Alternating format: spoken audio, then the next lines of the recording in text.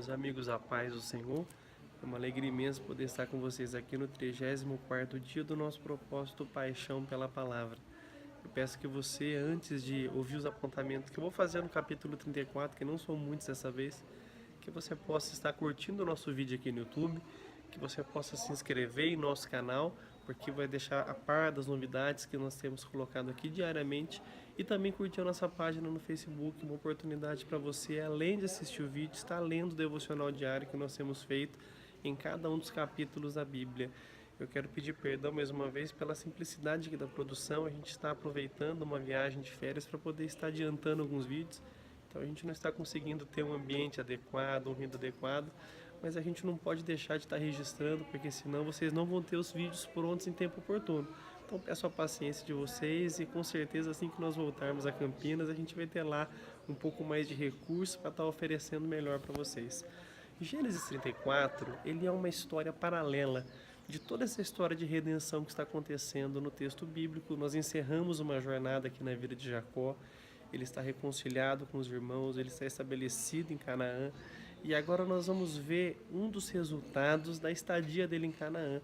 Você vai perceber que Jacó, ele já compõe uma família distinta da sociedade que está à sua volta.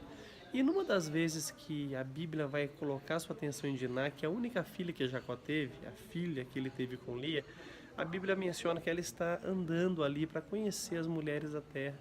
Era uma maneira talvez de se socializar, uma maneira talvez de conhecer um pouco daquela situação e daquele cenário em que ela agora está inserida. Mas justamente numa dessas ocasiões, ela foi abusada pelo filho de um dos líderes do local. O nome do rapaz era Siquém, o nome do seu pai era Amor.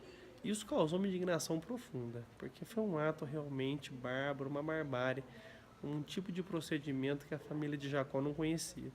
Você vai perceber que o texto ele vai apresentar duas situações paralelas acontecendo. A primeira, Amor como líder do clã, como líder do local, se dirigindo até Jacó para tentar adquirir o dote da moça, para que seu filho se casasse com ela, porque o seu filho, apesar da barbárie, ele era um homem aos padrões aqui desse clã admirável, um menino honrado.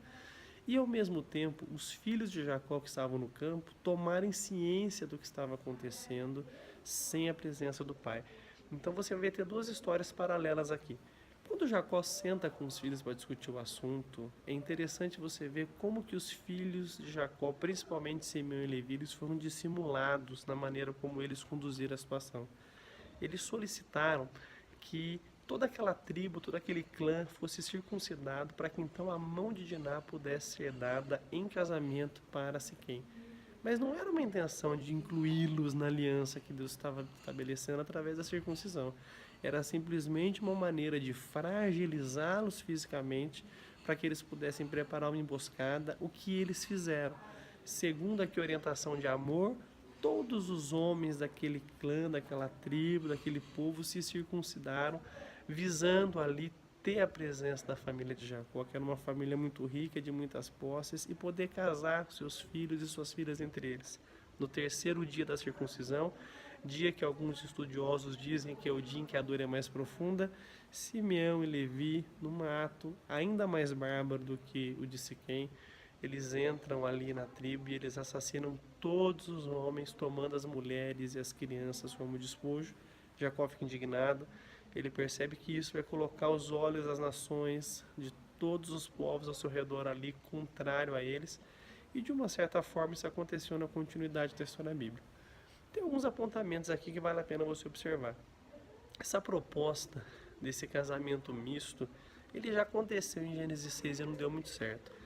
Eu não sei particularmente se eles fizeram esse gesto mal visando evitar que o casamento misto voltasse a acontecer. Pode ser, é uma especulação, eu estou entrando aqui numa área especulativa.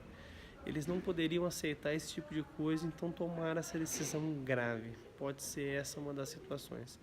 Mas uma coisa que eu observo aqui interessante no texto e que eu quero deixar para a sua meditação é o quanto que uma atitude obstinada de uma pessoa que teme a Deus pode colocar toda uma família, todo um grupo em risco.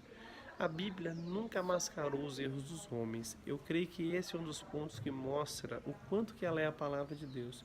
A Bíblia poderia construir a sua história através de mitos, de homens impecáveis, de homens que não erram, de homens que não cometem equívocos. Pelo contrário, toda a narrativa bíblica vai mostrar homens que, por mais virtuosos que fossem, eram falíveis, eram equivocados, eram propensos ao pecado.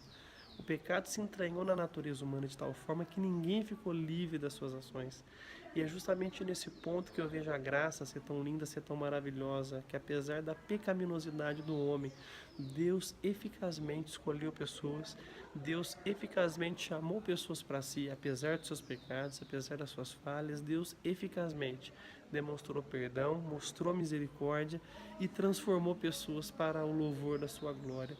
Então você percebe que a Bíblia não mascara que mesmo na família escolhida, a família de Jacó, a família através da qual viria a nação de Israel, pecados, equívocos, situações ruins, decisões péssimas, equivocadas estavam acontecendo, estavam presentes, mas de uma maneira inexplicável. Só a eternidade vai explicar isso para a gente.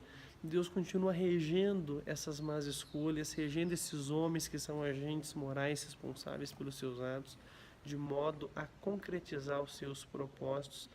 Então, que nós aprendamos a sermos sábios e ponderados nas nossas decisões, que nós aprendamos que, apesar das nossas decisões às vezes não serem as melhores, Deus continua reinando acima delas. Que Deus te abençoe ricamente, em nome do Senhor Jesus.